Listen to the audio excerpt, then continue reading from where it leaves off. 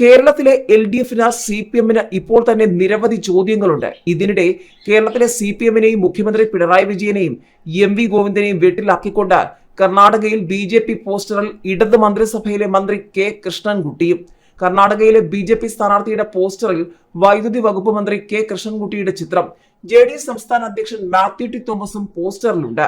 Bengaluru rural സ്ഥാനാർത്ഥിയും ദേവഗൌഡയുടെ മരുമകനുമായ doctor CN മഞ്ജുനാഥിന്റെ പോസ്റ്ററിലാണ് ചിത്രങ്ങൾ. സംസ്ഥാനത്ത് JDS NDA സഖ്യത്തിലാണ്. കർണാടകയിലെ BJP സ്ഥാനാർത്ഥിയുടെ പോസ്റ്ററിൽ കേരളത്തിലെ LDF മന്ത്രി K കൃഷ്ണൻകുട്ടിയുടെ ചിത്രം ഉൾപ്പെടുത്തിയത് രാഷ്ട്രീയ വിവാദമാകുന്നു. JDS സംസ്ഥാന അധ്യക്ഷൻ മാത്യു ടി തോമസും പോസ്റ്ററിൽ, ബംഗളൂരു റൂറൽ സ്ഥാനാർത്ഥിയുടെ പോസ്റ്ററിലാണ് LDF നേതാക്കളുടെ ചിത്രങ്ങൾ. JDSന്റെ സേവാദൾ നേതാവ് ബസവരാജാണ് പോസ്റ്റർ ഇറക്കിയത്. ദേശീയ തലത്തിൽ NDA സഖ്യത്തിലുള്ള JDS കേരളത്തിൽ LDF സഖ്യത്തിലാണ്. ബംഗളൂരുവിൽ വ്യാഴാഴ്ച റെയിൽവേ ലേഔട്ടിൽ നടത്തിയ പരിപാടിയുടെ പോസ്റ്ററിലാണ് കേരളത്തിലെ നേതാക്കളുടെ ചിത്രം പ്രത്യക്ഷപ്പെട്ടത്.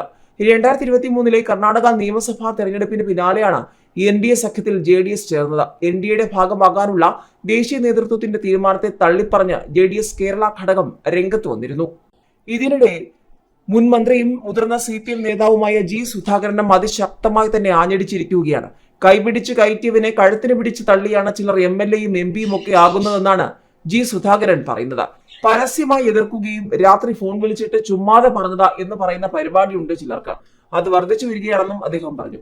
കൈപിടിച്ച് കയറ്റിയവനെ കഴുത്തിന് പിടിച്ച് തള്ളിയിട്ടാണ് ചിലർ MLAയും MPയും ഒക്കെ ആകുന്നതെന്ന് CPM നേതാവും മുൻ മന്ത്രിയുമായ G സുധാകരൻ. ഒരു സ്ഥാനത്ത് എത്തുന്നതിന് മുൻപ് MLAയും MPയും ആകണമെന്ന മോഹമാണ് ചിലർക്ക്. അത് കൈപിടിച്ച് കയറ്റിയവന്റെ കഴുത്തിന് വെട്ടുന്ന പരിപാടിയാണ്. അവനെ അങ്ങ് തട്ടിക്കളഞ്ഞാൽ തനിക്ക് അവിടെ കയറിയിരിക്കാം, എന്നിട്ട് അവിടെ കയറിയിരുന്നിട്ട് കൈകാലിട്ടടിക്കും. ഇതാണിപ്പോൾ കേരളത്തിൽ നടക്കുന്നതെന്നും അദ്ദേഹം ആലപ്പുഴയിൽ പറഞ്ഞു. രാഷ്ട്രീയത്തിൽ വിജയിക്കണമെങ്കിൽ വിദ്യാഭ്യാസ യോഗ്യതയല്ല, മറിച്ച് സാമാന്യ ബോധമാണ് പ്രധാനം. സാമൂഹിക പ്രവർത്തനത്തിലും ജീവിതത്തിലും സാമാന്യ ബോധമുള്ളവർ ജയിക്കുമെന്നും അദ്ദേഹം പറഞ്ഞു.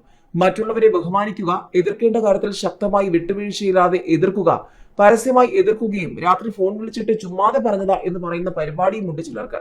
അത് വർദ്ധിച്ചു വരികയാണെന്നും അദ്ദേഹം പറഞ്ഞു. താൻ ഒരു പൂജാരിയെയും ആക്ഷേപിച്ചിട്ടില്ല, അവരുടെ ശമ്പളം കൂട്ടിക്കൊടുത്തത് താനാണ്. മലബാർ ദേവസ്വം സ്ഥാപിച്ചാൽ മരിച്ചു പോകുമെന്നും പലരും പറഞ്ഞു. എന്നാൽ അത് രൂപവൽക്കരിച്ചുവെന്നും G സുധാകരൻ പറഞ്ഞു.